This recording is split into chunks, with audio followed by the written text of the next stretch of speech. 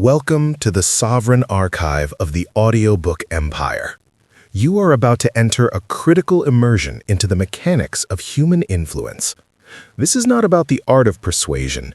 It is about the science of what happens before persuasion even begins. Most people spend their lives perfecting what they say, but they remain ignored because they ignore the environment in which their message is received. Robert Cialdini's persuasion is the master key to the privileged moment, the hidden window of time where a mind is made ready for a message. In the high-stakes landscape of 2026, where every second is a battlefield for attention, those who do not master the persuasive strike are destined to fail. This script is designed to recode your understanding of how choices are made. We are going to strip away the illusions of free will and reveal the psychological architecture that directs human behavior from the shadows.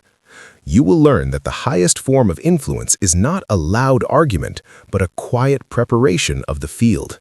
By the end of this journey, you will no longer be a participant in the social grid. You will be its architect. We will deconstruct the biological triggers and the environmental anchors that make a person say yes before you even ask the question. This is the 1% margin. This is the sovereign OS. This is the total mastery of the privileged moment. Prepare your mind for a deep descent into the persuasive frame. The architecture of influence begins with the concept of the privileged moment, a temporary window where a target is uniquely receptive to a specific suggestion. To understand this, one must realize that human attention is not a steady stream, but a spotlight that can be directed. When we focus on a single concept, the mind automatically elevates the importance of that concept, a phenomenon known as channeled attention. This is the engine of persuasion. If you can control what a person is thinking about in the moments before you present your idea, you have already won. This is not about changing long-term beliefs. It is about managing the immediate psychological state. For example, by asking a person if they consider themselves to be helpful, you are not merely gathering data. You are forcing their neural circuitry to scan for instances of helpfulness. Once they confirm this identity to themselves, they are neurologically primed to agree to a subsequent request for help to maintain consistency. This is a clinical application of identity priming. The persuader does not wait for the right moment. They create it through the strategic use of anchors and frames. Whether it is using high numbers to make a price seem small or using specific background imagery to trigger feelings of comfort or urgency, the environment dictates the decision. In the 2026 digital grid, attention is the ultimate currency. If you cannot capture and channel it, your message is white noise. To be a master of persuasion is to understand that the human mind is highly associative. Every word, every color, and every sound carries a hidden baggage of associations that can be weaponized to tilt the scales of judgment. We move beyond the surface-level tactics of sales and into the deep structure mechanics of brain state management. This process requires a detached, strategic mindset. You are not talking to someone, you are operating on their cognitive framework. By shifting the initial focus, you create a path of least resistance that leads directly to your desired outcome. This immersion will provide the tactical blueprints for every stage of this process, ensuring your influence is absolute. The strategic persuader understands that language is not just a tool for communication, but a mechanism for neural triggering. Every word we use carries an invisible web of associations that can either open or close the mind of the receiver. To master the privileged moment, one must become an architect of these associations, choosing words that align the target's internal state with the desired external outcome. This involves the use of metaphors, which are the most potent tools in the persuasive arsenal. A metaphor does not just describe a situation, it frames it in a way that dictates how the brain processes information. If you describe a problem as a virus, the mind instinctively begins to look for a cure and a strategy for containment. If you describe the same problem as a monster, the mind looks for a hero and a weapon. The persuasive strike involves selecting the metaphor that naturally leads to your proposed solution before the solution is even mentioned. This is the science of associative coherence. When the brain encounters a concept, it immediately activates related concepts in its neural network. By preloading the mind with specific metaphors related to growth, stability, or speed, you ensure that the subsequent message is interpreted through that specific lens. This level of influence requires a clinical understanding of the cultural and psychological baggage that words carry in the 2026 digital grid. You are not looking for the most accurate word, but the most effective trigger. This also extends to the physical and digital environment where the interaction occurs.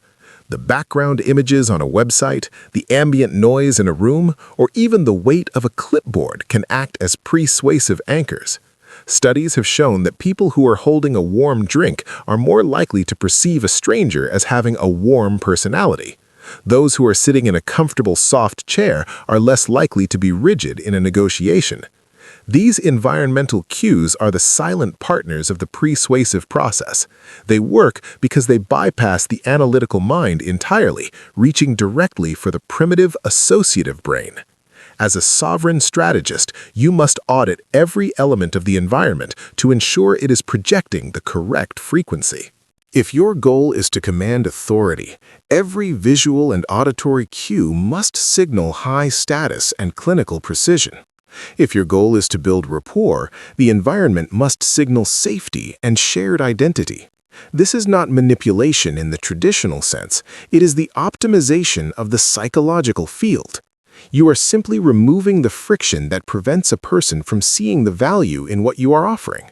By the time you reach the point of making a request, the target should feel as though the decision has already been made within their own mind. They are merely catching up to the reality you have already constructed. This requires a patient, detached approach. You must resist the urge to rush into the persuasion phase. The more time you spend in the persuasion phase, building the associative framework and securing the privileged moment, the less effort you will need to exert when it is time to close the deal. The master persuader moves slowly and deliberately, knowing that the battle is won in the preparation, not the execution. We will now examine the specific triggers of identity and how to leverage the power of the sixth principle to create a sense of unity that makes resistance psychologically impossible for the target. The ultimate frontier of persuasion is the principle of unity, a psychological force that goes beyond mere liking or similarity to a state of shared identity. When we perceive someone as being one of us, the normal barriers of social resistance dissolve, and their influence over our decisions becomes near total. To activate this in the privileged moment, the strategist must use triggers that signal a deep, collective belonging. This is what Robert Cialdini calls we-ness. It is the feeling that the influencer and the influenced share a common essence, whether through family ties, geographic location, or a shared mission. In the 2026 digital ecosystem, where people are increasingly tribal, the ability to frame a proposal within the context of a shared identity is the most powerful move you can make. This begins with the language of togetherness. Using words like we, us, and our is not just a stylistic choice. It is a tactical deployment of the unity principle. These words act as neural keys that unlock the target's tribal defenses. Before you present your core message, you must first establish this shared ground. This can be done by highlighting a common enemy, a shared struggle, or a collective vision of the future. By doing so, you are not just an outsider trying to persuade, you are a member of the same tribe, providing a solution for the benefit of the whole. This psychological alignment makes the subsequent message feel like an internal thought rather than an external suggestion. The power of unity is most visible in the context of co-creation. When you involve a person in the process of building an idea or a product, they develop a sense of ownership over it. This is a persuasive masterstroke. By asking for advice instead of feedback, you invite the target into your inner circle.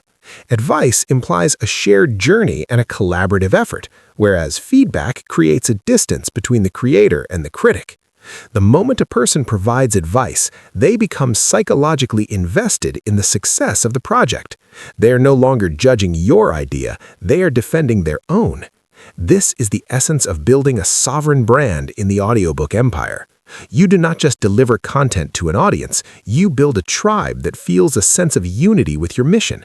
This sense of belonging is a persuasive anchor that ensures long-term loyalty and absolute influence. Furthermore, the persuader can leverage the concept of acting together. Engaging in synchronized activities such as repetitive movements, shared rituals, or even simultaneous digital interactions creates a biological sense of unity that bypasses rational thought. This is why rallies, marches, and group exercises are so effective at building collective resolve. In a digital environment, this can be replicated through live interactions and synchronized events that make the audience feel like they are part of a singular moving force. Once this state of synchronization is achieved, any directive given by the leader is met with high compliance because the individual's identity has been merged with the group. You must strategically use these privileged moments of unity to solidify your authority and ensure that your message is received not with skepticism, but with the total acceptance reserved for a trusted ally. By mastering the triggers of shared identity, you move beyond the mechanics of persuasion and into the realm of absolute psychological integration, where your will becomes the will of the tribe. Beyond the mechanics of unity, the persuasive strategist must master the deployment of reciprocity as an environmental trigger rather than a mere exchange. In the standard model of persuasion, reciprocity is a transaction. In the persuasive model, it is a psychological atmosphere created before the request is even conceptualized. To implement this, you must provide value that is unexpected, significant, and personalized. When a person receives a gift or a piece of high-value information that they did not ask for, a state of psychological debt is instantly triggered. This debt creates a privileged moment characterized by a heightened desire to balance the scales. The master persuader uses this window to present their primary message, knowing that the target's natural resistance is lowered by the internal pressure to reciprocate. This is not about the value of the gift itself, but about the social obligation it generates. In the 2026 digital grid, this looks like the distribution of exclusive, high-density insights that solve a specific problem for the audience before asking for their time or capital. By solving their problems for free, you are pre-framing yourself as a benefactor rather than a salesperson. This shifts the power dynamic in your favor. Parallel to this is the persuasive use of authority. Most influencers try to establish authority during their pitch. The master establishes it before they enter the room. This is achieved through the strategic display of credentials, the association with high-status entities, and the use of clinical, precise language in all preliminary communications. When you are perceived as an authority figure before you speak, your words are not evaluated for their logic, they are accepted as directives. This is the halo effect in a persuasive context. You're using the privileged moment of first contact to install a hierarchy. This hierarchy ensures that when the core message is delivered, it is received by a mind that is already in a state of compliance. Furthermore, we must consider the persuasive application of social proof. Instead of telling someone that your idea is popular, you ensure they encounter evidence of its popularity before they ever see the idea itself. This is environmental priming. By surrounding the target with subtle cues that others are already moving in a certain direction, you create a sense of inevitability. The mind instinctively seeks the safety of the herd. By the time you present your proposal, the target should feel that they are not making a new choice, but joining an existing successful movement. This reduces the perceived risk and increases the speed of adoption. We also examine the power of persuasive scarcity. By hinting at the limited nature of an opportunity or the exclusivity of a certain circle before the details are revealed, you trigger the fear of loss. This loss aversion is a primitive drive that shuts down analytical thinking. The mind becomes obsessed with securing the opportunity, making it highly receptive to whatever instructions follow. Every one of these principles, reciprocity, authority, social proof, and scarcity, must be woven into the pre-persuasion phase to ensure that the actual persuasion is merely a formality. You are essentially sculpting the psychological landscape to ensure that the only logical path for the target is the one you have designed. This is the clinical reality of the sovereign OS. The mechanics of directed attention are further intensified by the focus is importance effect, a cognitive bias where the human brain automatically assigns high value to whatever is currently occupying its conscious workspace. To be a master persuader, you must learn to manipulate this spotlight of attention with surgical precision. One of the most effective ways to hold this spotlight is through the strategic use of mystery. When a person encounters a puzzle, a gap in information, or an unfinished narrative, their brain enters a state of heightened arousal and cognitive tension. This is known as the Zeigarnik effect, which states that people remember uncompleted or interrupted tasks better than completed ones. In a persuasive context, you can use mystery to lock a target's attention onto your presence long before you reveal your true objective. By presenting a compelling problem or a counterintuitive fact without an immediate explanation, you create a psychological itch that the target can only scratch by continuing to pay attention to you. This sustained attention is a privileged moment in itself. While the target is busy trying to solve the mystery you have presented, their defensive barriers are lowered because they are in a state of active seeking rather than passive resistance. This is the ultimate setup for a persuasive message. You are not just asking for their attention, you are making it impossible for them to look away. Furthermore, we must consider the role of task shifting and interruptions. When you interrupt a person's current train of thought with a novel and salient stimulus, you create a brief moment of disorientation. In this vacuum of certainty, the mind becomes highly suggestible as it looks for the next piece of information to ground itself. This is why the timing of a persuasive strike is just as important as the content. You want to hit the target at the precise moment their attention is fluid. This involves a deep understanding of cognitive load. If a person is overwhelmed with information, they will shut down. However, if you provide a singular focused point of high-interest mystery, you can channel their entire cognitive capacity towards your goal. This also relates to the concept of the evaluative frame. When we are forced to focus on one thing, we naturally ignore everything else. This is not just a lack of attention to other things, it is an active suppression of competing information. The persuader ensures that the target's mental environment is cleared of any distractions that could provide a counter-argument to the coming message. You are effectively isolating the target in a psychological vacuum where only your signal exists. By the time you provide the resolution to the mystery, the resolution itself carries the weight of authority and truth simply because it provided the much-needed cognitive closure. This process of creating tension and then providing the specific relief you have designed is the core of high-level strategic communication. In the 2026 digital grid, where every creator is fighting for a split second of focus, using mystery as a persuasive engine allows you to dominate the neural landscape of your audience. You are moving from a position of trying to be noticed to a position of being impossible to ignore. This is how you build the sovereign OS within the minds of your followers, making your channel the primary source of signal in a world of infinite noise. The geography of influence is not just about where you are, but what the environment signals about who you should be in that moment. Every visual cue in a room or on a digital interface acts as a silent instructor to the brain, priming specific neural pathways before a single word is exchanged. This is environmental persuasion.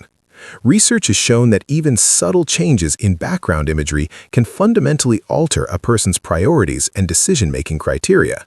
This is why the timing of a persuasive strike is just as important as the content.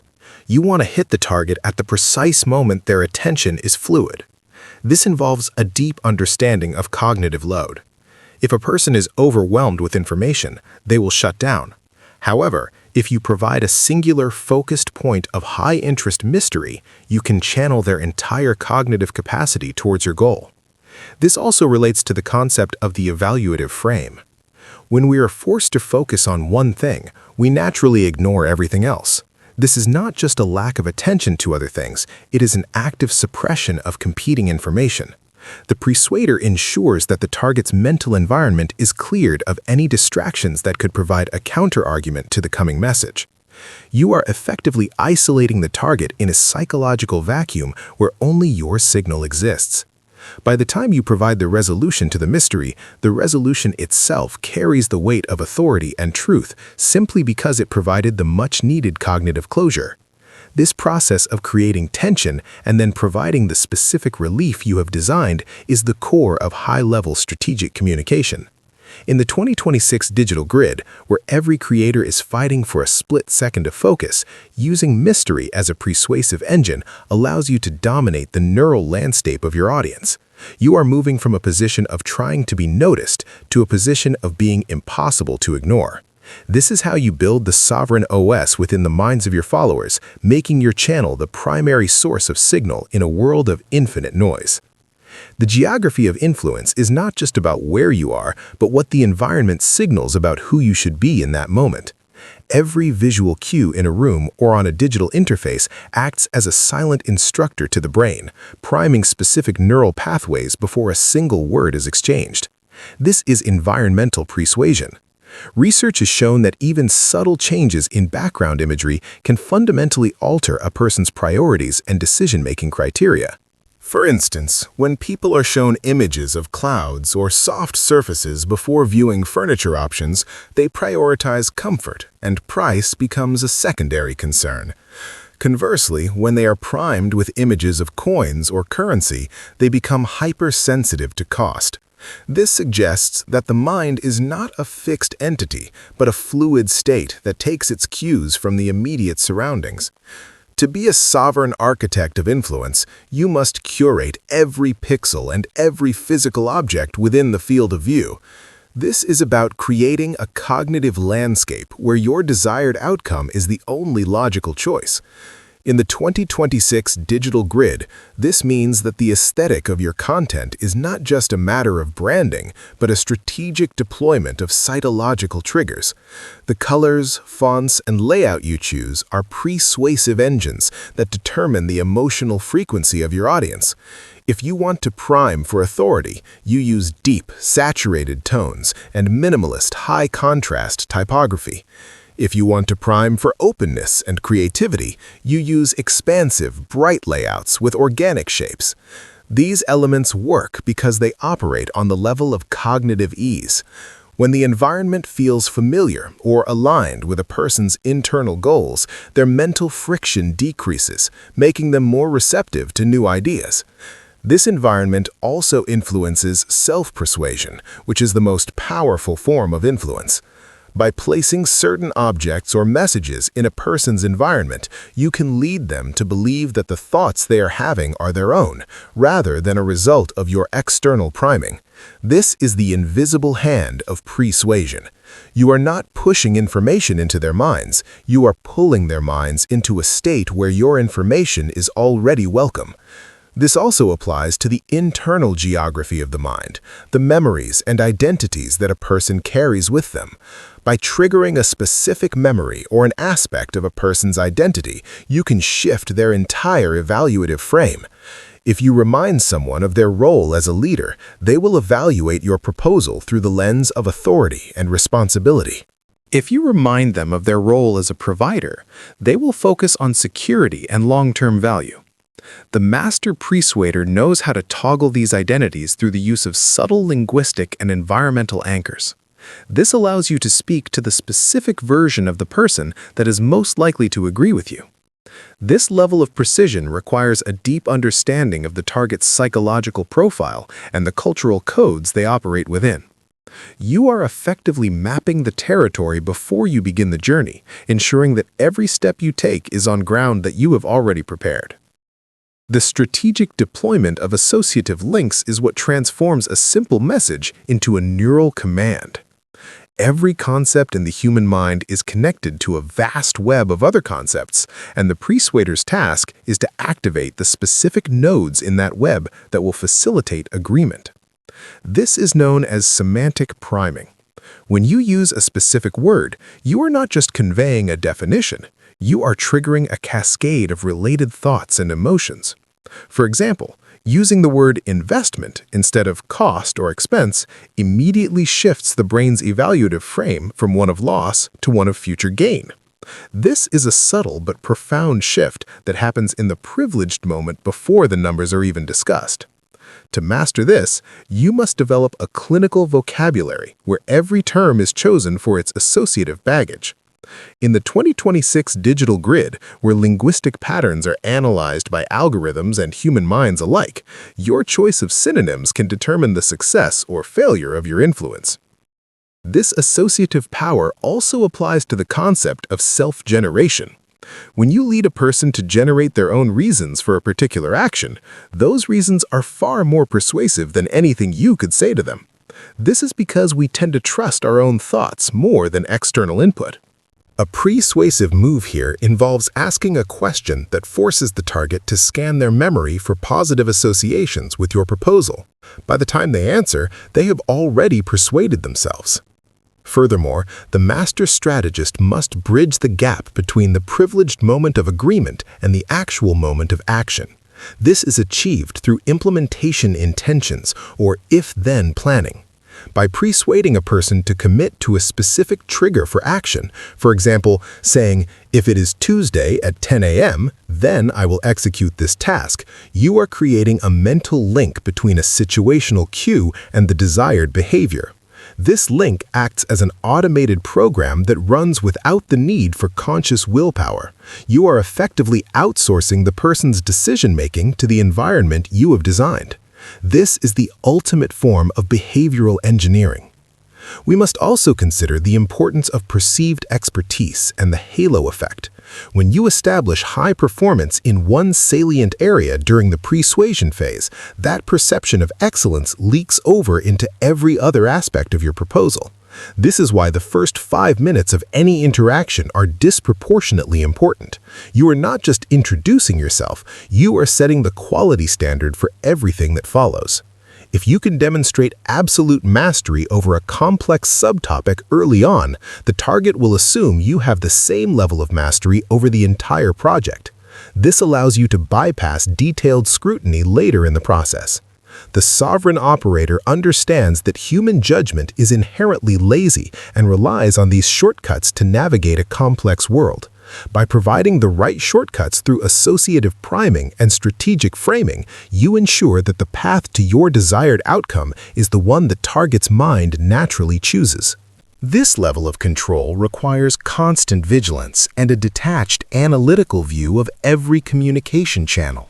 You are the architect of the neural pathways that lead to your empire.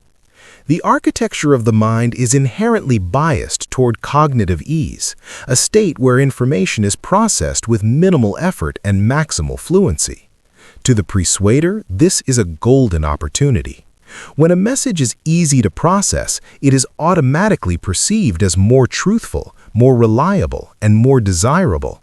This is why the aesthetic qualities of your delivery, the rhythm of your speech, the clarity of your visuals, and even the use of rhyme can act as powerful persuasive engines. The rhyme as reason effect demonstrates that people are significantly more likely to believe a statement if it is phrased in a way that rhymes or flows musically.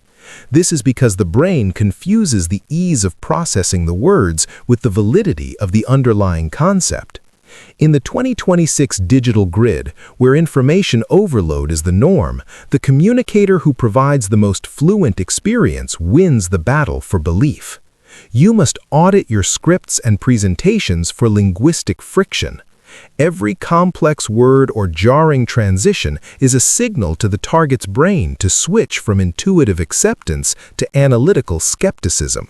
By maintaining a high level of aesthetic fluency, you keep the target in a state of cognitive ease, ensuring that the privileged moment remains open and receptive.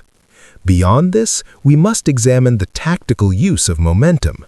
Persuasion is not just about a single static frame, it is about creating a sense of forward motion. By showing that a particular trend or idea is rapidly gaining traction before you invite the target to join, you trigger the fear of missing out and the instinct to align with success. This is social proof deployed as a pre-frame. You are not arguing for the value of your proposal, you are presenting it as an inevitable force that is already underway. The mind does not want to be left behind on a sinking ship, nor does it want to stand still while others move forward. By the time you ask for a commitment, the target should feel that saying yes is simply the act of stepping onto a moving train that is already heading toward a desirable destination. This reduces the psychological cost of the decision. Furthermore, the master strategist understands the power of the source. The identity and perceived motives of the messenger are often more influential than the message itself. Persuasion involves framing yourself not as a seller, but as a disinterested expert or a protective ally. By leading with a minor admission of a flaw or a limitation in your proposal, you build instantaneous credibility. This is the strategic use of tactical vulnerability. By showing that you are honest about the small things, you prime the target to believe you implicitly when you speak about the big things. This tactical honesty clears the path for total influence because it removes the target's need to be on guard.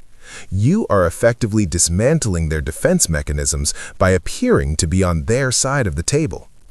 In the Sovereign OS, every interaction is a calculated move to align the target's neural pathways with your strategic goals, ensuring that your influence is not just heard, but deeply integrated into their own decision-making process. We must also investigate the impact of physical sensations on cognitive processing. The weight, temperature, and texture of the objects in a person's immediate environment act as persuasive anchors that tilt their judgment in predictable ways. A heavy clipboard makes a job applicant seem more serious. A warm cup of coffee makes a stranger seem more inviting.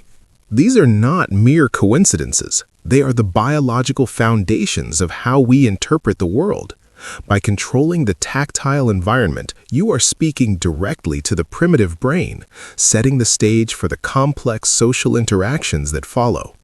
This holistic approach to influence ensures that every sensory channel is transmitting the same frequency of authority and trust. The science of persuasion is deeply rooted in identity priming, where a simple reminder of an individual's self-concept can dramatically alter their subsequent behaviors and preferences. When we nudge a person to acknowledge a specific trait they believe they possess, such as being helpful, adventurous, or financially responsible, we are essentially setting a trap of consistency. The human brain has a powerful, often subconscious drive to align its current actions with its previously stated or activated identity. As a persuader, your objective is to trigger the most advantageous identity before you make your pitch. For instance, before asking a person to sample a new product, you might first ask them if they consider themselves to be someone who is open to new experiences. By answering in the affirmative, they have mentally labeled themselves as an early adopter. This label acts as a psychological filter through which your product is then evaluated. If they were to reject the product after claiming to be adventurous, they would experience cognitive dissonance, a state of mental discomfort that the brain seeks to avoid at all costs. This is not about changing who they are. It is about highlighting a specific version of who they are that is most likely to say yes to you. This identity priming is further enhanced by the use of situational cues that trigger specific motivations. Environmental stimuli, such as the music playing in the background or the specific images on a wall, can activate primary human drives like romantic attraction or the need for safety. When these drives are active, they change what people value. A safety-primed individual will respond more positively to messages emphasizing reliability and social proof, while an attraction-primed individual will be more influenced by messages of uniqueness and high status. In the digital grid of 2026, where every user profile provides a map of these identities, the ability to tailor your persuasive priming to the specific individual is the ultimate unfair advantage. You are essentially using their own psychological makeup as the engine for your influence. This requires a granular understanding of the personas your audience inhabits and the specific linguistic keys that unlock their compliance. By skillfully navigating these identities, you ensure that your message is not perceived as an external intrusion, but as an internal realization. The master persuader does not fight against the target's ego, they enlist the ego as an ally. Every interaction becomes a subtle reinforcement of the identity that leads to your desired outcome. Furthermore, the strategic use of pre-framing can neutralize objections before they are even raised. By acknowledging a common concern and framing it as a strategic choice or a necessary trade-off for a greater benefit, you remove the target's need to point it out themselves. This demonstrates a level of transparency and confidence that builds deep trust. It shows that you are not hiding the truth, but rather that you have already considered it and found it to be a part of the optimal path. This proactive approach to influence is what separates the sovereign strategist from the common salesperson. You are not waiting for the target to challenge you. You are leading them through a curated experience where every possible objection has been pre-handled through the clever arrangement of environmental and psychological cues. This is the 1% margin in action. You are managing the invisible forces of human cognition to ensure that the final result is never in doubt. The principle of liking is often misunderstood as a simple matter of personality or charisma, but in the hands of a persuasive strategist, it is a clinical tool used to dismantle social friction before it even manifests. People are fundamentally more receptive to information coming from a source they perceive as likable, and this perception can be engineered in the privileged moments of first contact. One of the most effective persuasive triggers for liking is the identification of genuine commonalities. When you highlight a shared interest, a common background, or even a mutual acquaintance before you begin your pitch, you are creating a neural bridge of trust. This is not small talk, it is the strategic establishment of a shared frequency. This bridge allows your message to travel into the target's mind without the usual interference of skepticism. Furthermore, the use of sincere compliments acts as a powerful persuasive lubricant. When a person feels valued and appreciated, their brain releases dopamine, which creates a positive emotional state that they then project onto you and your proposal. This positive affect makes them more likely to interpret your subsequent information in the most favorable light possible. However, the master persuader knows that liking must be balanced with authority to be truly effective. If liking creates openness, authority creates compliance. To establish authority persuasively, you must signal your expertise through subtle environmental cues and the use of technical precision in your language. This is about the display of specialized knowledge before it is even asked for. By providing a deep, insightful analysis of a minor detail early in the interaction, you establish a halo of competence that covers everything else you say. The mind is cognitively lazy. Once it has labeled you as an expert, it will stop evaluating your arguments critically and begin to accept them as facts. This is the transition from persuasion to direction. In the 2026 digital landscape, this means that your introductory content must be of such high quality and technical depth that the viewer's brain automatically classifies you as a top-tier source. You are not begging for attention, you are commanding it through the undeniable signal of mastery. This persuasive authority is further solidified by the association with other high-status entities. By strategically mentioning your collaborations with recognized leaders or your presence in prestigious institutions, you are borrowing their authority to frame your own. This is the science of social proof and authority combined. We also must consider the impact of visual dominance. The way you occupy space, whether in a physical room or a digital frame, sends a persuasive message about your status and confidence. High-status individuals tend to take up more space and maintain a composed, directed gaze. By adopting these physical markers, you are priming the target to view you as a leader before you have said anything of substance. This entire process is about stacking the psychological deck in your favor.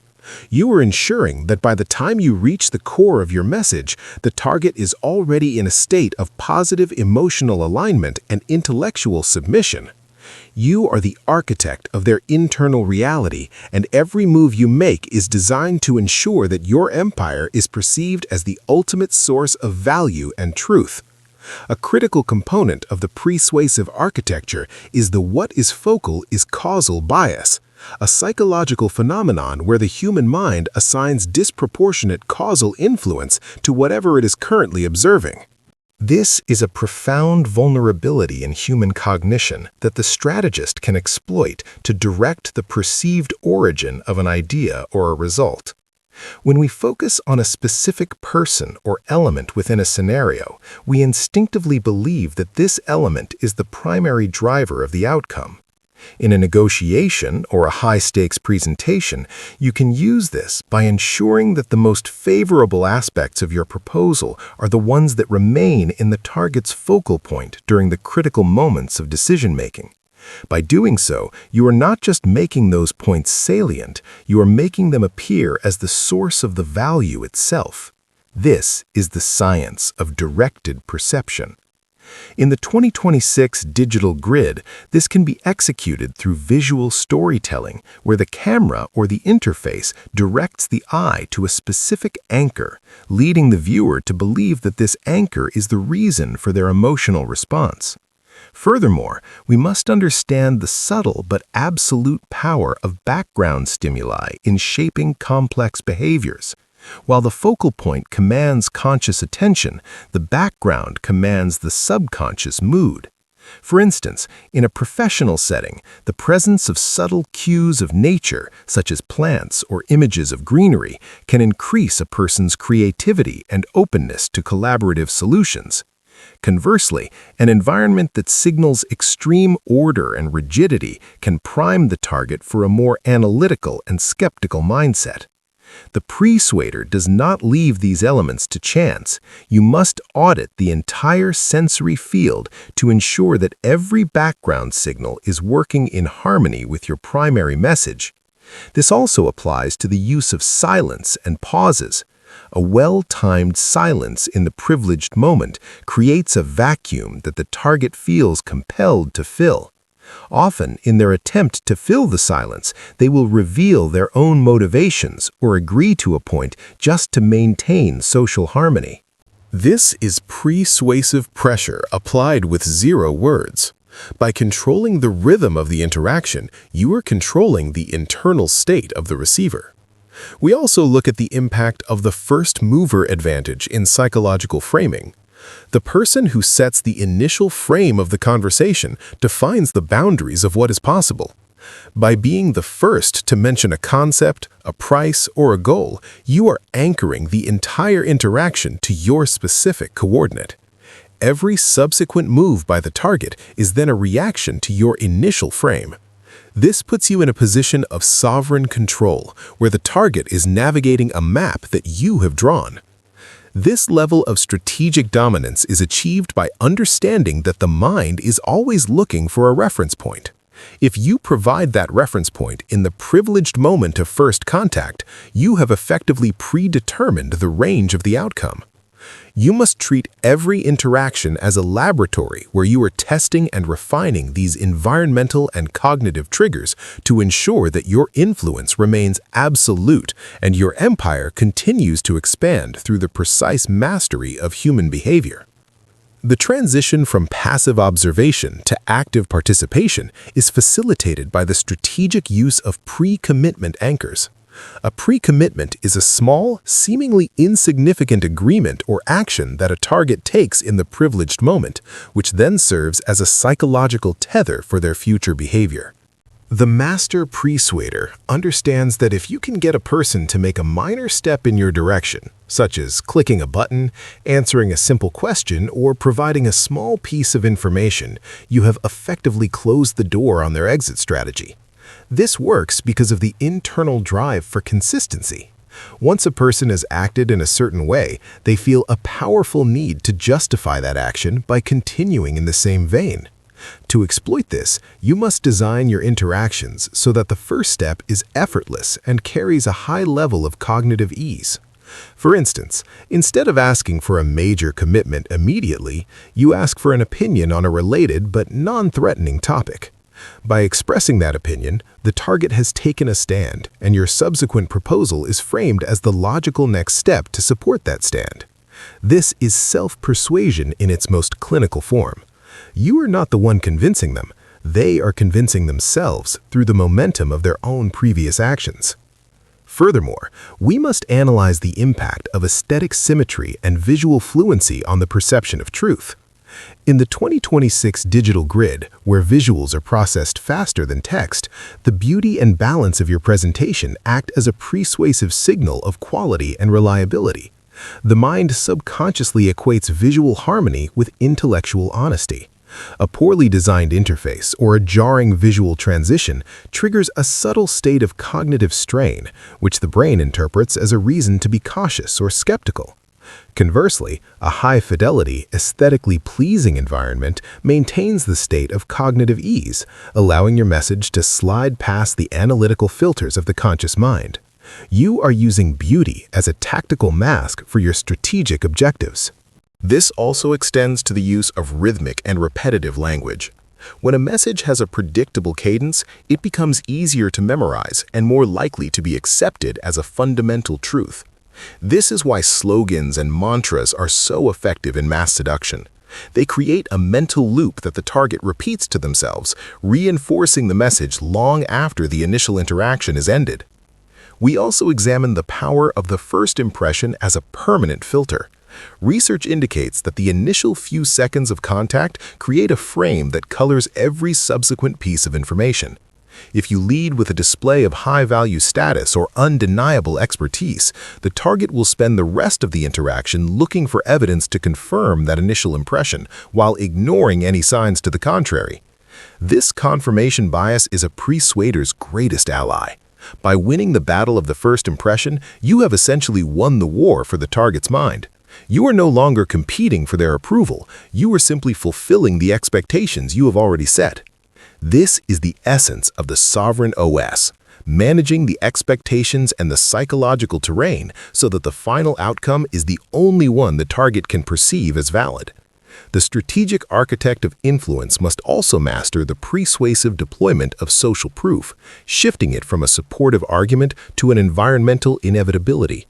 In the 2026 digital grid, where consensus is often manufactured and curated, the mind instinctively looks for the tracks of others before committing to a new path. To persuade using consensus, you do not simply show a testimonial at the end of a pitch. You ensure that the target encounters evidence of mass adoption before they even know what the product or idea is. This creates a psychological vacuum where the target feels a sense of exclusion that can only be resolved by aligning with the group you have defined. By the time the main proposal is unveiled, the mind has already discounted the risk of the decision because it perceives the path as well-trodden and safe. This is the science of herd mentality priming. Parallel to this is the contrast principle, which operates as a powerful pre-frame for value perception. The human brain is incapable of evaluating value in an absolute vacuum. It requires a point of comparison. The master persuader provides this point of comparison in the privileged moment. By first exposing the target to a significantly more expensive, more difficult, or more complex option, you are stretching their evaluative scale. When the actual proposal is then presented, it appears remarkably simple, affordable, and attractive by comparison. This is not about the objective reality of the offer, but the subjective experience of the shift. You are effectively managing the target's expectations through the strategic use of relativity. This also applies to the perception of time and effort. By pre-framing a task as a high-intensity endeavor and then revealing it to be a streamlined, efficient process, you create a sense of relief that acts as a powerful motivator for immediate action. Furthermore, we must consider the impact of action-induced commitment.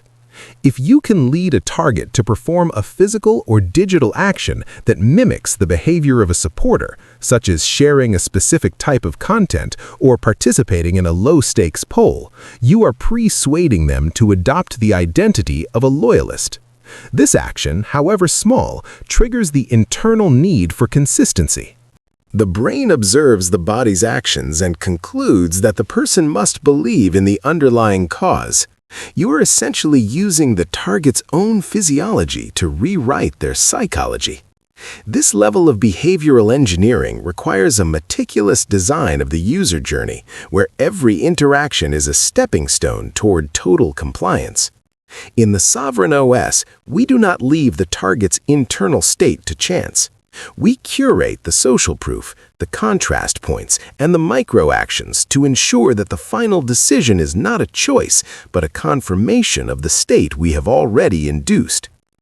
This approach ensures that your influence is not just a momentary event, but a sustained environmental force that shapes the reality of everyone within your sphere of control. As we move forward, we will dissect the specific visual anchors that can be used to trigger these contrast effects instantaneously, allowing you to dominate any negotiation or presentation from the first second. The tactical application of scarcity within the persuasive frame is designed to shift the human brain from a state of analytical evaluation to one of urgent survival. In the 2026 attention economy, the threat of loss is a significantly more powerful motivator than the promise of gain. To be a master of persuasion, you must frame your proposal as a vanishing opportunity before the details of the opportunity are even disclosed. This triggers a state of loss aversion, a psychological reflex where the pain of losing something is perceived as twice as intense as the joy of gaining something of equal value. By establishing the limited nature of your time, your information, or your alliance in the privileged moment, you create a psychological pressure that narrows the target's focus. Their cognitive resources are diverted from questioning the validity of your offer to securing their place within the window of availability. This is the preventive mindset in action. You are not selling a benefit. You are providing a rescue from a future regret. This approach is clinical and requires precise timing. If the scarcity is perceived as artificial or desperate, the persuasive effect is neutralized. Therefore, you must anchor the scarcity in a logical, external reality, such as a shift in market conditions, a strategic pivot in your empire, or a high-demand cycle. Furthermore, we must understand the role of timing in the deployment of these triggers. The effectiveness of a persuasive strike depends on hitting the target at their peak moment of vulnerability or desire. This is the science of kairos, the opportune moment. By observing the target's current challenges and psychological stressors, you can time your intervention to provide the exact relief they are seeking. This makes your message appear not as an external intrusion, but as a timely solution to an internal problem. We also examine the impact of the authority-scarcity hybrid. When a recognized expert limits their availability, the perceived value of their insight increases exponentially. In the Sovereign OS, you curate your presence to signal that your attention is a rare and precious resource. This ensures that when you do speak, your words carry the weight of an elite directive. The mind subconsciously concludes that if something is hard to obtain, it must be of superior quality. This shortcut allows you to bypass the need for extensive proof and move directly to the implementation phase. By mastering the invisible architecture of loss and timing, you ensure that your influence is not just accepted, but actively sought after by those within your sphere. Every interaction is designed to remind the target that the path you are offering is a privileged gateway that will not remain open indefinitely. This creates a state of perpetual readiness in your audience, making them highly receptive to your signals and deeply integrated into the strategic goals of the audiobook empire. The structural integrity of a persuasive strike is measured by its ability to transition from a fleeting impulse to a permanent cognitive commitment. While the privileged moment opens the door, it is the alignment of the message with the target's pre-existing internal narratives that locks it. This involves the strategic use of commitment and consistency as a self-reinforcing loop. Once a target has been persuaded to take even the smallest action in favor of your position, the human psychological drive to avoid cognitive dissonance takes over. They will begin to search for reasons to justify their new behavior, effectively taking over the role of the persuader for themselves. In the 2026 digital landscape, this is achieved by creating feedback loops where every interaction confirms the initial persuasive frame. We must also explore the tactical use of the rejection-then-retreat technique as a persuasive setup. By first presenting a request that is intentionally designed to be declined, you are not failing, you are preparing the field. The moment the target says no, they experience a subtle sense of guilt or social debt. When you then immediately concede by offering a smaller, more reasonable request, your actual goal, the target feels a psychological compulsion to meet you halfway. The second request is not judged on its own merits, but as a concession that must be reciprocated. This is the art of persuading through strategic failure. Furthermore, we must refine the application of tactical vulnerability. A persuader who appears too perfect triggers suspicion. To bypass this, you must strategically admit to a small, non-critical flaw in your proposal or your background at the very beginning of the interaction. This honest error acts as a persuasive signal of integrity.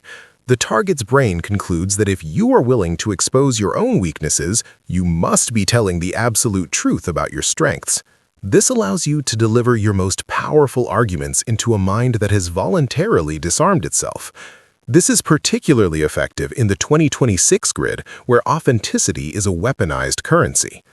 The master of the sovereign OS understands that influence is a continuous environment, not a series of isolated events. You are building a psychological fortress where every signal, from the way you handle dissent to the way you reward loyalty, is pre-calculated to maintain the privileged state. This requires an obsessive attention to detail. Every piece of content, every message, and every visual anchor must be audited to ensure it is not creating neural noise that could disrupt the target's focus. The goal is to create a state of automaticity where the target's response to your signal is as instinctive as a reflex. Finally, the concept of unity must be revisited as a constant background hum.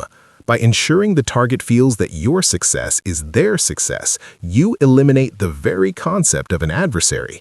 You are not two parties negotiating. You are one entity moving toward a singular goal. This is achieved through the use of inclusive rituals and shared linguistic codes that only insiders understand. By the time you make a major request, it is perceived as a shared necessity for the preservation of the collective identity. This is how you transform a follower into a zealot and an audience into an empire. You are not just changing what they do, you are redefining how they perceive reality itself. By controlling the persuasive frame, you become the lens through which they view the world, ensuring that your authority remains unchallenged and your empire continues to grow in a state of absolute psychological dominance. The sustainability of a persuasive empire rests not on the manipulation of the moment, but on the alignment of the frame with a sustainable reality. While the privileged moment grants you an immediate psychological advantage, the long-term cost of deceptive priming is the total erosion of authority. To be a sovereign influencer in the 2026 landscape, you must distinguish between the mercenary and the architect. The mercenary uses persuasive triggers to extract a single yes at the expense of the target's future trust. The architect uses these triggers to create a path of least resistance toward a mutually beneficial outcome. This is the science of the triple win. If the persuasive frame leads to a product or an idea that fails to deliver on its promise, the target's brain will develop a permanent immune response to your future signals. This is why the most effective persuaders are those who use honest anchors, concepts and images that are factually grounded but strategically highlighted. We must also explore the geography of choice within organizational structures. The physical and digital layout of a workplace acts as a constant persuasive engine for employee productivity and morale. For instance, an office design that facilitates spontaneous visual contact between departments primes the brain for collaboration and shared identity before a meeting is even called. Conversely, a siloed environment primes the mind for territoriality and competition. In your digital empire, the navigation and user flow of your platforms are the persuasive architecture of your brand. By placing high-status signals and social proof at every junction, you are constantly repriming the user to view your content as a premium, authoritative source. Furthermore, we must analyze the power of self-generated commitment in long-term influence. When a target is persuaded to write down a goal or publicly declare an intention, the psychological anchor is no longer external, it is internal. The act of writing or speaking an agreement creates a neural trace that is significantly harder to break than a passive nod of the head. As a strategist, your goal is to lead the target to these moments of active commitment. This is achieved by asking questions that require the target to articulate their own reasons for pursuing the path you have designed. By doing so, you are leveraging their own cognitive consistency to secure your objectives. This approach ensures that your influence remains stable even when you are not physically or digitally present to maintain the frame. We also look at the impact of environmental reminders, visual or auditory cues that reactivate the initial persuasive state. In a world of infinite distractions, the mind is prone to drifting away from the intended frame. To prevent this, you must install persistent anchors in the target's environment. Whether it is a specific slogan, a unique visual style, or a recurring ritual that serves to refresh the privileged moment. This creates a state of perpetual alignment where the target's reality is consistently filtered through your strategic lens. In the Sovereign OS, we do not just win the moment, we occupy the environment. By mastering the geography of choice and the ethics of integrity-based priming, you ensure that your influence is not a transient spark, but a sustained structural force that shapes the behavior of everyone within your sphere of control.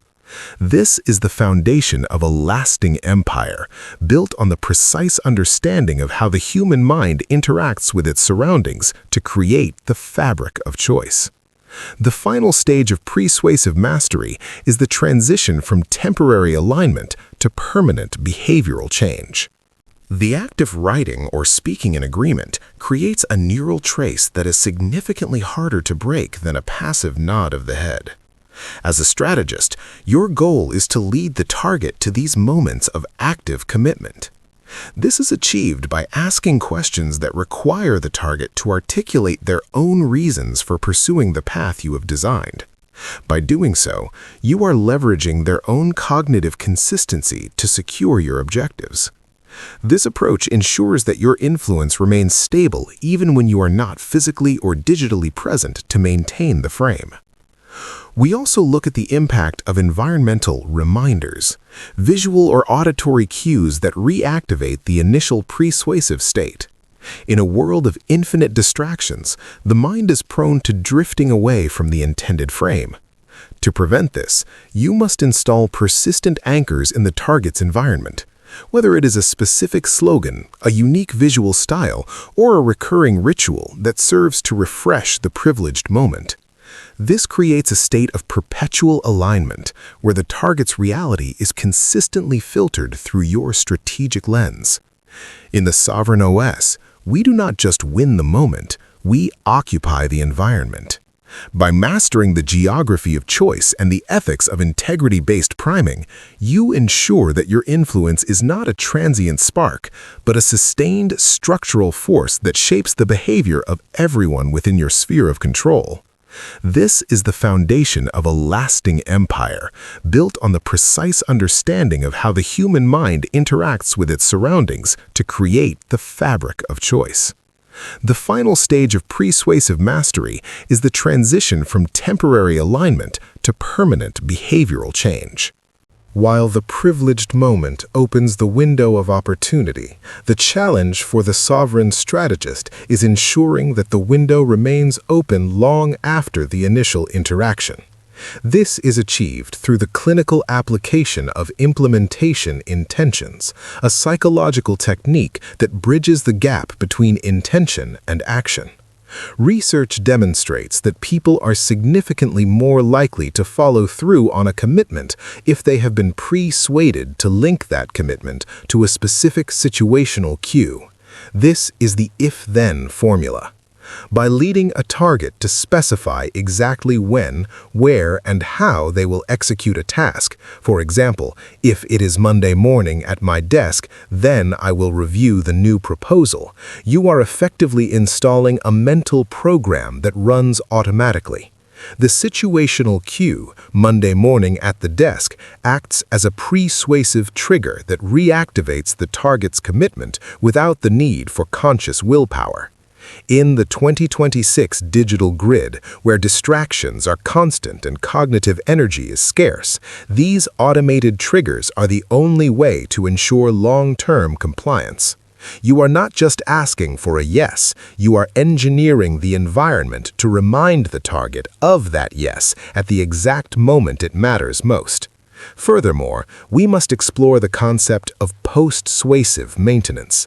Influence is not a one-time event, but a continuous signal that must be refreshed. This involves the use of reminders that are strategically placed in the target's physical or digital space. These reminders should not be direct demands, but rather subtle anchors that reactivate the associative links you established during the persuasion phase.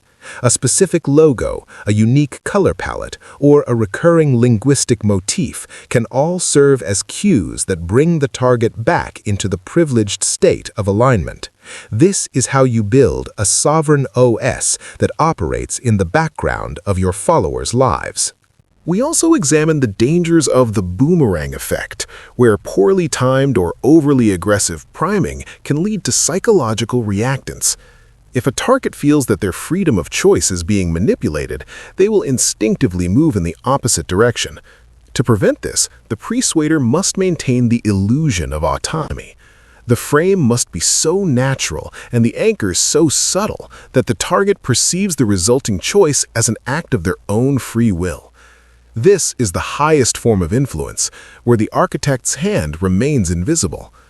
By mastering the science of implementation intentions and environmental cues, you move from being a source of information to being a structural part of the target's reality. You are no longer competing for space in their mind. You have become the framework through which they organize their actions.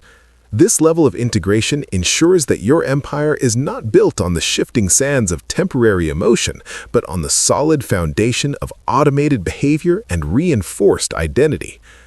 As we move into the final strategic blueprints, we will look at how to scale these techniques across entire organizations and digital communities to create a collective momentum that is unstoppable. The scaling of persuasive mechanics from individual interactions to mass digital communities requires a shift from tactical maneuvers to structural architecture. To influence a collective, the sovereign strategist must move beyond the privileged moment of a single person and begin to engineer the shared environmental baseline of the entire group. This is the science of cultural priming. By establishing a set of universal anchors, symbols, linguistic codes, and shared enemies, you create a collective consciousness that is pre-tuned to your frequency. In the 2026 digital grid, this is achieved through the systematic deployment of identity signals that allow members of your audience to recognize each other and their shared mission. When an individual enters your digital space, they should immediately encounter a landscape that reinforces their identity as part of an elite, forward-thinking tribe. This constant environmental priming ensures that when you issue a directive to the mass, it is not received as a top-down command, but as a collective impulse. We must also analyze the role of consensus momentum. While traditional social proof shows that others have acted, consensus momentum shows that a movement is currently accelerating. By highlighting the rate of growth and the velocity of adoption in the persuasive phase, you trigger the brain's instinct to join a winning side before the opportunity is closed. This is particularly effective in high-stakes environments where the fear of being left behind is a primary driver. Furthermore, the master of the sovereign OS understands the importance of distributed authority. Instead of being the sole source of influence, you persuade by empowering internal leaders within the community who echo your frames and anchors. This creates a multi-layered field of influence where the target is surrounded by consistent signals from multiple directions. This environment of total immersion makes resistance psychologically exhausting. We must also consider the impact of ritualized participation. By creating recurring digital events or shared challenges that require synchronized action, you build a sense of unity that acts as a permanent pre-frame for loyalty. Once a group has acted together in a synchronized manner, their collective identity is fused with your mission. This is the ultimate goal of mass persuasion, to create a self-sustaining ecosystem where the environment itself does the work of persuasion. You are no longer a salesperson, you are the sovereign designer of a reality where your goals are the only logical conclusion. This requires a detached, high-level perspective on community dynamics and the ability to adjust the environmental anchors in real time based on the group's feedback. By mastering the transition from individual to collective priming, you ensure that your empire is not just a collection of followers, but a synchronized force capable of absolute market and psychological dominance. The integration of persuasive triggers into a singular, cohesive system is the mark of a true sovereign strategist. It is not enough to use these tools in isolation, they must be layered to create a psychological environment that is inescapable. This begins with the architecture of the first encounter. In a high-stakes negotiation or a digital launch, the persuasive work starts weeks in advance. You must manage the flow of information so that the target encounters your authority anchors, your social proof, and your identity primers in a specific, calculated sequence. This is the science of the pre-pitch. By the time you are in the same room or on the same screen, the target's brain should already be preconditioned to view you as the only viable solution. This involves the use of what we call the halo of inevitability. Every piece of preliminary communication, emails, reports, even social media interactions, must be audited for associative coherence. If your primary message is about cutting-edge innovation, your persuasive anchors must be clinical, futuristic, and fast-paced. If your message is about legacy and stability, your anchors must be traditional, solid, and rhythmic. Furthermore, we must analyze the power of the physical environment in closing the deal. The master persuader controls the geography of the meeting. This includes everything from the height of the chairs to the orientation of the windows. By placing yourself in a position of visual dominance, where the light is behind you or you are at the head of the table, you are sending a nonverbal signal of authority that the target's primitive brain cannot ignore. This physical priming reduces the target's inclination to challenge your assertions. In the digital grid, this translates to the visual hierarchy of your interface. Your most important call to action must be the focal point that captures the eye first, triggering the "what is focal is causal" bias. We also examine the use of persuasive silence during the final stages of a proposal. After delivering a high-impact statement, the intentional use of a pause creates a privileged moment of high tension. The target, seeking to resolve this tension, will often speak first, revealing their true position or offering a concession. You are essentially using the absence of signal to force a response. This level of tactical restraint requires absolute confidence in your persuasive groundwork. You know that the frame is set, the anchors are in place, and the target is already moving toward your desired conclusion. Your role is simply to provide the final nudge. This systematic approach ensures that your influence is not a matter of luck or charisma, but a result of precise psychological engineering. You are the operator of the sovereign OS, and every interaction is a program that you have written to achieve a specific, predictable outcome. By mastering the integration of these triggers, you ensure that your empire is perceived not just as a choice, but as the natural evolution of the target's own needs and desires. This is the pinnacle of the 1% margin, where the art of persuasion is rendered unnecessary by the perfection of the persuasive strike.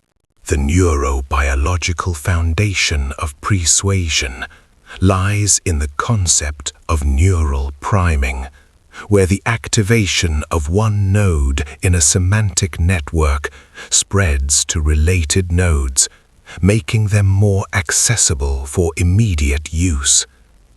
When you persuade, you are essentially preheating the brain's associative circuits. This is not a metaphor, it is a clinical event, where neurotransmitters are released, lowering the threshold for specific types of information. To master the sovereign OS, you must understand that the brain is a prediction machine. It is constantly trying to anticipate what comes next based on the current environmental cues. By controlling those cues, you are feeding the brain's predictive algorithms the data they need to predict your desired outcome. This leads us to the most powerful of Cialdini's principles, unity. While liking is based on similarities, unity is based on shared identities. It is the difference between saying, "I am like you," and "I am one of you." When a target perceives you as a member of their core identity, whether through shared ancestry, a common location, or a deeply held mission, the standard rules of evaluation are suspended.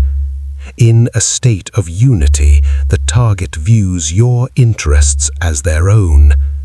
To trigger this persuasively, you must use we-ness language and engage in co-creation.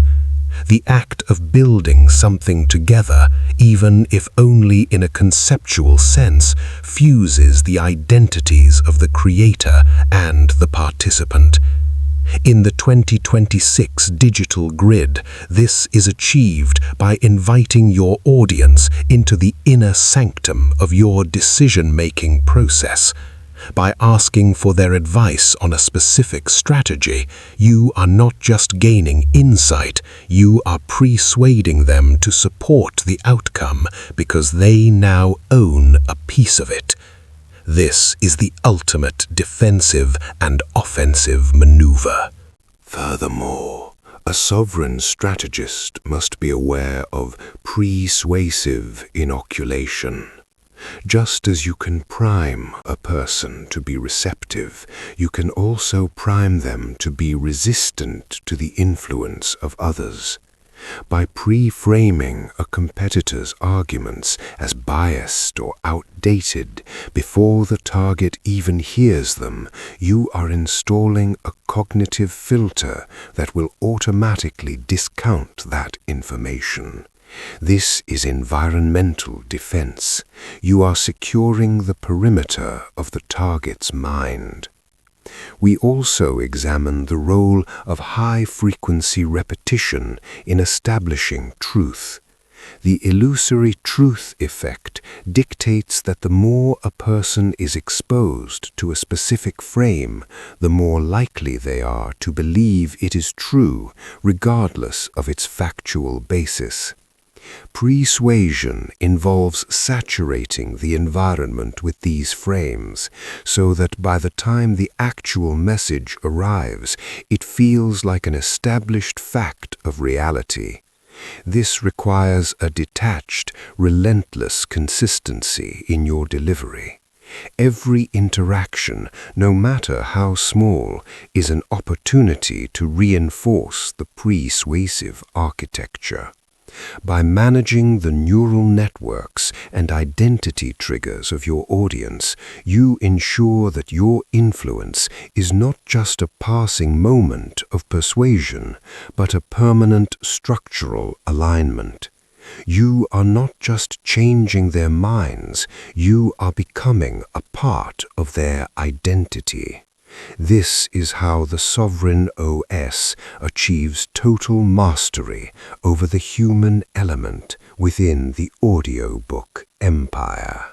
The structural weakness of most influence strategies lies in the rapid decay of the psychological state induced during the privileged moment. Human cognition is inherently volatile. A frame that is dominant in 1 minute can be completely overwritten by a new environmental stimulus in the next. To be a master of the sovereign OS, you must transition from persuasion to post-suasive maintenance. This is the process of installing persistent refresh triggers that keep the desired frame active in the target's mind long after the initial interaction.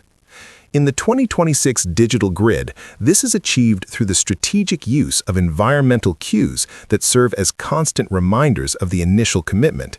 These cues act as synaptic anchors, ensuring that the associative links you created do not dissolve. For example, if you have persuaded an audience to value strategic speed, you must ensure that every subsequent communication, visual asset, and ritual reinforces this specific frequency. If the environment changes, the influence fails. Therefore, the sovereign strategist does not just manage the message, they manage the context of the target's life. This involves the use of reminders of identity. When a person begins to drift away from the agreed-upon path, a well-timed cue that triggers their we-ness or their self-concept as a sovereign actor will snap them back into alignment. This is not about constant persuasion, it is about periodic reactivation. Furthermore, we must analyze the role of high-fidelity consistency. In the audiobook empire, your authority is maintained by the absolute predictability of your signal. Any deviation from the established persuasive frame creates cognitive static, which allows the target's analytical mind to regain control and begin questioning your directives. To prevent this, your entire ecosystem must be a hall of mirrors where every reflection reinforces the same strategic objective. We also examine the concept of effortless habituation. By leading the target to integrate your directives into their daily routines through implementation intentions, you are making your influence a part of their biological clock. Once a behavior becomes a habit, it no longer requires the privileged moment to be active. It is sustained by the brain's desire for energy efficiency. This is the ultimate victory of persuasion, when the target no longer needs to be persuaded because they are simply executing a program that has become part of their identity. The master persuader is an architect of these invisible systems, creating a reality where compliance is the path of least resistance and the only way to maintain internal psychological harmony. As we approach the final integration of these principles, we will look at the universal persuasive script, a meta-framework that combines all these elements into a single high-performance protocol for total market and psychological dominance. You are not just building a brand, you are engineering a consciousness. The operational efficacy of persuasion is governed by the rule of one. The human mind, despite its perceived complexity, is incapable of focusing on more than one concentrated stream of thought at a time. The sovereign strategist exploits this biological bottleneck by ensuring that the target's mental workspace is entirely occupied by the desired frame. This is the science of channeled attention. When you direct a person's focus toward a single positive attribute of your proposal, you are not just making that attribute salient, you are effectively rendering all counterarguments invisible. In the privileged moment of intense focus, the mind does not look for flaws because it lacks the cognitive bandwidth to do so. This is why the persuasive setup must be singular and high impact. In the 2026 digital grid, where information density is at an all-time high, the ability to command this singular focus is the ultimate competitive advantage. You are not arguing against the competition. You are making the competition irrelevant by ensuring they never enter the target's conscious field of view. We also look at the concept of corrective persuasion, or defensive priming. To protect your empire, you must be able to recognize when a target is being primed by an outside force. The defense involves the correction principle, where you alert the target to the presence of a subtle influence attempt.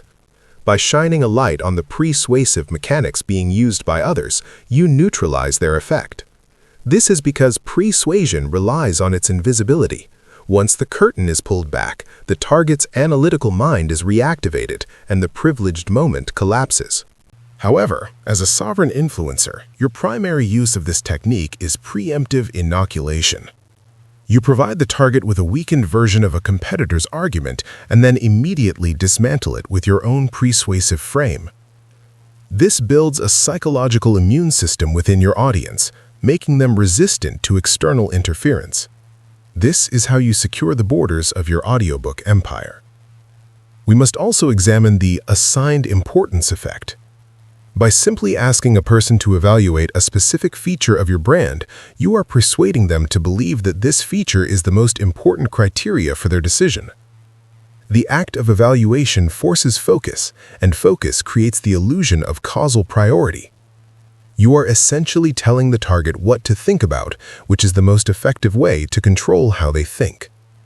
This systematic management of the target's mental priorities ensures that your proposal is always evaluated on the ground you have chosen. By the time the final decision is made, the result is a foregone conclusion because the evaluative criteria were engineered to favor you from the very first second. This is the 1% margin applied to the very architecture of human judgment, ensuring that your will is not just followed, but experienced as the only logical and important path forward. In the architecture of persuasion, human values are not static. They are highly dependent on the psychological weather of the moment. One of the most critical discoveries is the fear versus romance dichotomy. When a target is primed with fear, such as through a news report or a high-stakes market warning, their brain shifts into a safety-first mode. In this state, they are persuaded to value social proof and following the crowd. However, when a target is primed with romantic or sexual stimuli, their brain shifts into an individual distinction mode, where they are persuaded to value uniqueness and standing out. A sovereign strategist must ensure that the emotional climate of the privileged moment matches the core value of the proposal. Selling a mass market solution to someone in a romance-primed state is a strategic failure. You must match the trigger to the evolutionary drive. The human brain often confuses the ease of processing information with the truth of the information itself. This is known as cognitive fluency. Information that is easy to read, clean fonts, high contrast, easy to pronounce, simple brand names, and easy to understand, clear metaphors, is automatically perceived as more truthful, less risky, and more desirable. To implement the 1% margin, you must audit your technical delivery for friction. Every complex sentence or jarring graphic acts as a persuasive signal of untrustworthiness. By maximizing fluency, you keep the target in a state of cognitive ease, ensuring that their analytical system too remains dormant, while your message is integrated into their belief system. True sovereign influence involves placing the target in a future state where they have already accepted your proposal. This is future pacing. By asking questions that force the target to describe the benefits they will experience after implementation, you are persuading them to adopt the identity of a successful user. The mind struggles to distinguish between a vividly imagined future and a current reality.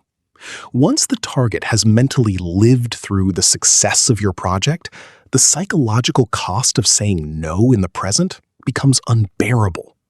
You are essentially using their own imagination to pre-frame the necessity of your solution. The master persuader knows that the first piece of information accepted as true becomes the anchor for everything that follows. This is why the pre-frame is more important than the presentation. By seeding a specific belief, even one as simple as, "This approach is unconventional, but highly effective," you are installing a filter. The target will then spend the rest of the interaction looking for evidence that confirms this unconventional effectiveness while ignoring any signs of risk. You are not fighting for their attention. You are directing their attention so that they convince themselves. In the Sovereign OS, we don't just present facts. We curate the environment so that the facts can only be interpreted in one way. While the principle of liking relies on shared characteristics, the principle of unity goes much deeper. It concerns shared identity. In the pre-persuasion world, it is not enough for the prospect to see you as someone like them. They must see you as a part of them. This state of we-ness erases the boundaries between the persuader and the target, making the target's response to your request feel like a response to an inner call from within themselves. In the Sovereign OS system, this principle is activated through two main pathways: genetic/spatial kinship and synchronous action. Research has shown that using family language, such as brothers, homeland, and deep-rooted belonging, at the right moment unlocks the doors to the subconscious mind. When you address your audience in the audiobook empire as a knowledge family, you're not just using a metaphor. You're triggering ancient biological instincts that drive individuals to sacrifice and commit for the sake of the group. This framing makes any objection to your product seem like a betrayal of the tribe. Synchronization is key.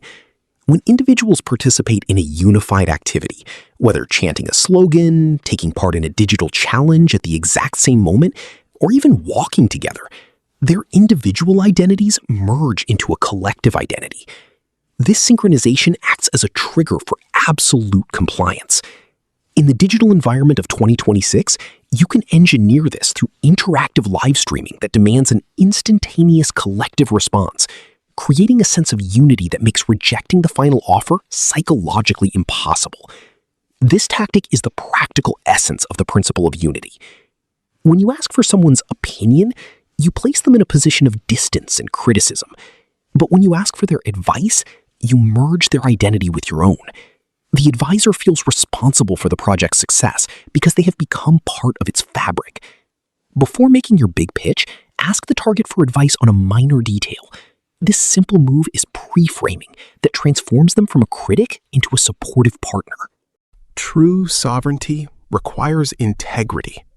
Using persuasion techniques to deceive people leads to a halo collapse in the long run. To sustain the growth of your empire, the promises you plant at the pivotal moment must match the value you ultimately deliver. Deception creates future resistance, while strategic honesty builds unwavering sovereign loyalty. You don't want just a sale. You're building an ecosystem where people trust your cues as much as they trust their instincts. In the practice of persuasion, Cialdini identifies 3 distinct archetypes of influencers, and for the architect of a sovereign OS, understanding these is a matter of strategic survival. First, there are the bunglers of influence. These individuals are unaware of the persuasive triggers, or worse, they misuse them in ways that trigger psychological reactance. They miss the privileged moments entirely, attempting to persuade when the window is closed. Second, there are the smugglers of influence. These actors identify the triggers, like authority or scarcity, and smuggle them into situations where they don't naturally belong. For instance, creating a fake deadline or claiming expertise they do not possess. While smugglers may achieve short-term gains, they are the primary cause of brand decay. Their influence is brittle and leads to the eventual collapse of the empire once the deception is unmasked. The third archetype is the sleuth of influence. The sleuth does not invent triggers, they uncover them. As a sovereign strategist in the 2026 digital grid, Your role is to be a detective of the environment. You look for the genuine commonalities, the real expert insights, and the authentic scarcity that already exists within your proposal. By highlighting these pre-existing truths in the privileged moment, you achieve a level of influence that is both powerful and ethically sustainable. The sleuth's power comes from alignment, not fabrication. This ensures that the 1% margin you gain is cumulative, building a foundation of trust that makes future persuasion even more effortless. To scale the audiobook empire, we must move toward the automation of compliance. This involves the use of action-linked cues. By consistently pairing a specific visual or auditory signal with a state of high-value delivery, you are creating a Pavlovian response in your audience. Over time, the mere appearance of that signal acts as a persuasive anchor that puts the target in a state of readiness. This is how high-tier brands dominate the subconscious. They don't wait for the customer to decide. They trigger the decision state through environmental cues. The final phase of the process is ensuring that the yes survives the return of the analytical mind. This is achieved through post-suasive reinforcement. Immediately after a commitment is made, you must provide the target with a logic-based justification that they can use to defend their decision to themselves and others. While the decision was made in the persuaded emotional state, it must be protected by a rational shell. This prevents buyer's remorse and ensures that the target remains a loyal node in your strategic network. You are providing them with the armor of logic to protect the territory you have captured in their mind. The master of the sovereign OS understands that persuasion is not merely an outward-facing weapon. It is an internal structural tool used to modulate the performance of the collective. To lead an elite team in the 2026 digital grid, you must curate their environment to prime specific cognitive states. For instance, research into environmental priming shows that the physical and visual cues in a workspace dictate the mode of the brain. If you require a team to engage in high-level creative problem-solving, the environment must be primed with expansive cues, high ceilings, views of the horizon, or images of open spaces. These cues subconsciously signal to the brain that it is safe to think beyond traditional boundaries. Conversely, when a task requires extreme precision, analytical rigor, and error checking, the environment should be contracted. Minimalist settings, structured layouts, and even specific lighting temperatures can act as persuasive anchors for focus. As a strategist, you must perform a sovereign audit of your team's digital and physical workspaces. Are the backgrounds of your video calls reinforcing your authority? Are the internal communication platforms primed with the identity signals of your empire? Every pixel and every plant is a silent directive. You are not just managing people. You are managing the sensory inputs that dictate their neural output. A common mistake in leadership is the always accessible trap. In the Sovereign OS, accessibility is a persuasive resource to be deployed, not a default state.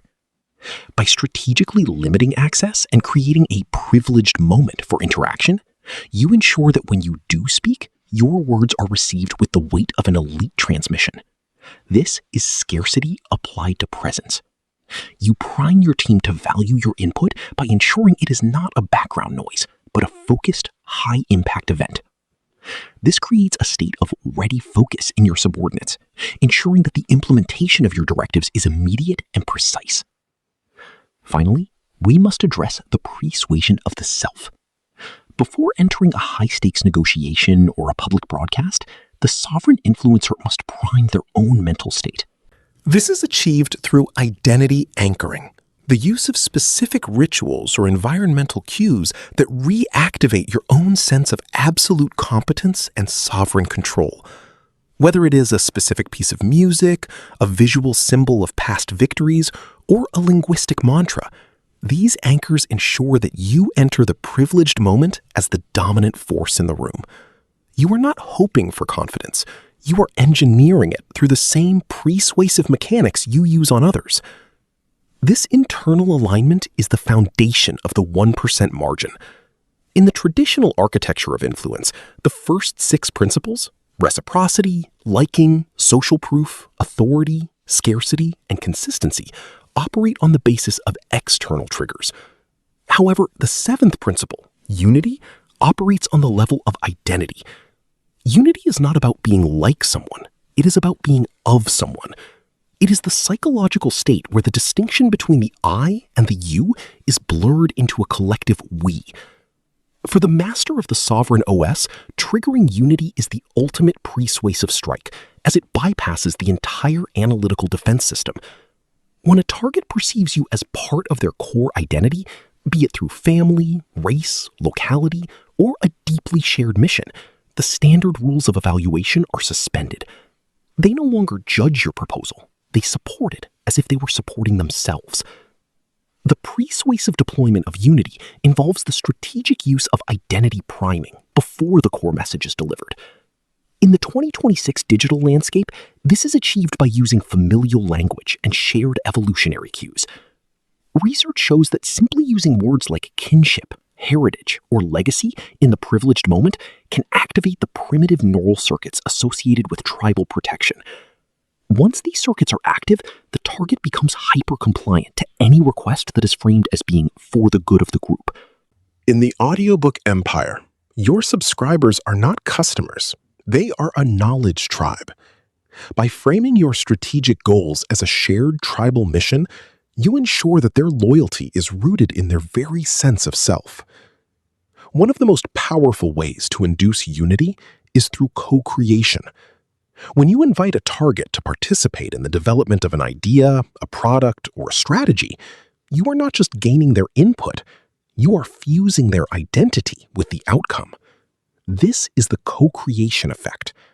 A person who has contributed even a small amount of advice to a project is persuaded to value that project more highly than one they simply observed. In the sovereign OS, you must build tactical gaps into your presentations, allowing the target to fill them in. By doing so, they become psychological stakeholders. They cannot reject your final proposal without rejecting their own contribution. This is the ultimate defensive architecture, making the target's own ego your primary advocate. Unity is also forged through physical or digital synchrony. When people act in unison, whether it is through synchronized breathing, rhythmic chanting, or simultaneous digital interactions, their brains release oxytocin, the bonding hormone. This chemical shift creates a persuasive state of high trust and low skepticism. In the 2026 grid, this is executed through synchronized digital rituals, live events where thousands of users perform the same action at the same microsecond. This creates a powerful sense of being one, making the collective highly responsive to the sovereign leader's directives. You are not just leading a crowd, you are operating a single, multinodal organism that shares your vision and your pulse. In the pursuit of the 1% margin, the distinction between a smuggler and a sleuth is not merely moral. It is a matter of long-term structural stability. Persuasion is a high-voltage tool.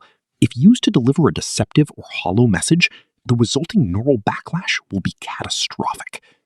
In the 2026 grid, where information is transparent and reputations are quantified in real time, the cost of being caught in a manipulative frame is the total liquidation of your authority.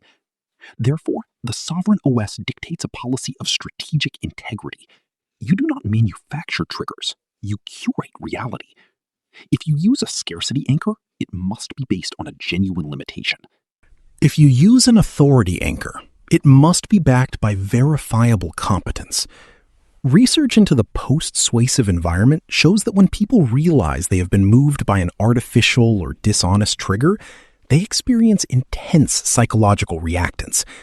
They don't just regret the decision, they develop a permanent cognitive bias against the source. To build an audiobook empire that stands the test of time, your persuasive strikes must lead to a high-value reality. When the target steps through the door you have opened, they must find exactly what you promised. This alignment creates a virtuous cycle of influence, where each successful interaction makes the next persuasive anchor even more potent. Trust becomes your most valuable preframe. A sovereign leader who appears too perfect is often viewed with suspicion. To bypass this, the master persuader uses the tactical admission. By acknowledging a minor flaw or a past mistake at the very beginning of a presentation, you are persuading the target to view you as exceptionally honest. This strategic vulnerability acts as a filter for everything that follows.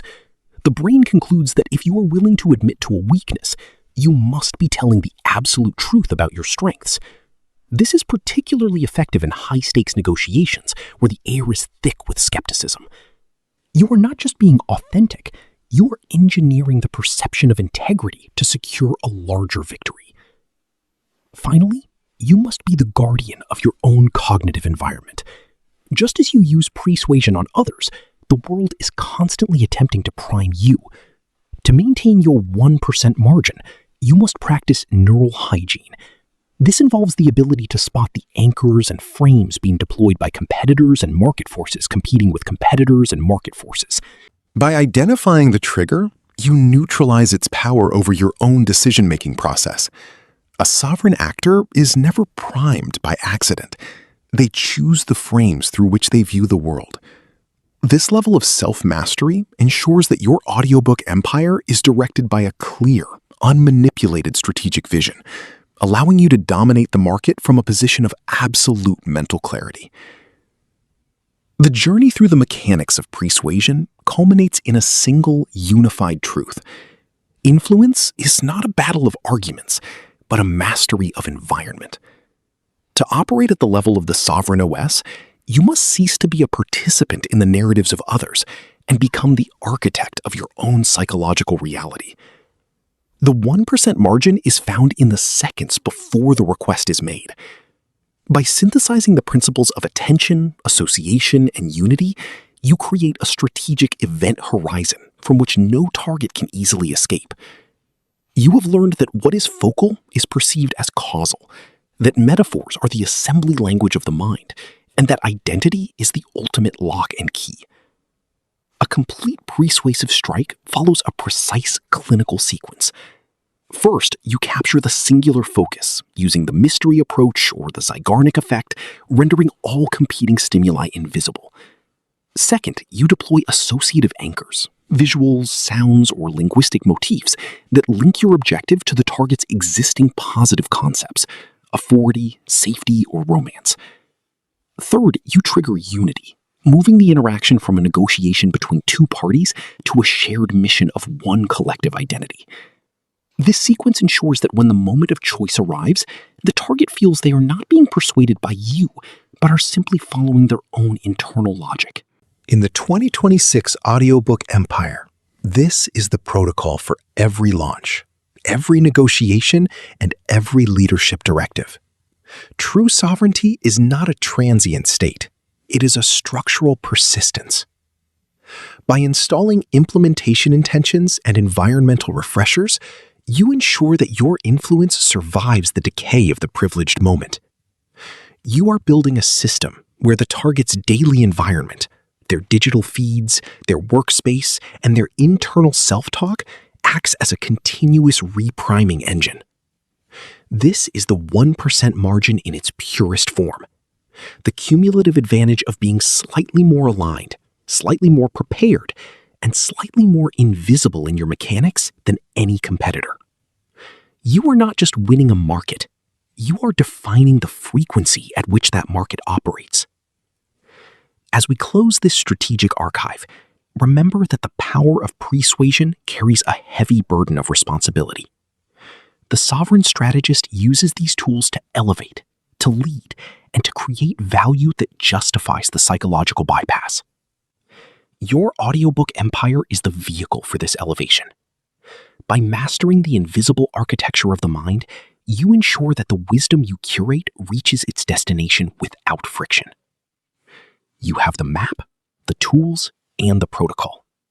The privileged moment is now yours to command. Step into the arena not as a persuader, but as the designer of the inevitable. The 18,200 word foundation is laid. The rest is implementation.